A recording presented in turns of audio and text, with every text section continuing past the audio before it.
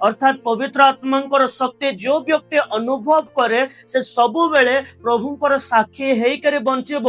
प्रभुंकर परमेश्वर साक्षी बंचबार मीनिंग होचे यह, जब आम कौन व्यक्ति को साक्षी दो ताको आम सही केस रो उद्धार करो जो केस रो संघर्ष से करुथबो।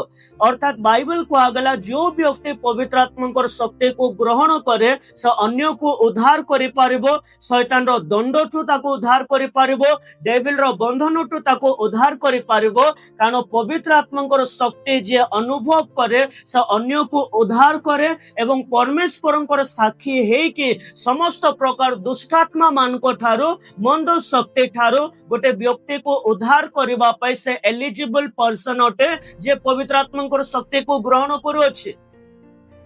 पवित्र आत्मा शक्ति आपनकर मध्य आसवा द्वारा आपण अन्य को उद्धार करि पारिबे एवं आपनकर कॉलिंग को पूरा करबा पे बळ देव पवित्र आत्मा शक्ति।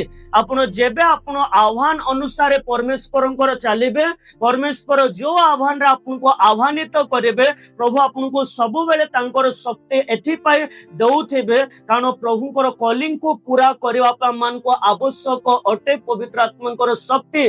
जदि पवित्र आत्मा शक्ति न था पाउलंकर जीवन रे से आपनार केबे मध्य आह्वान को पूरा करि न थांते।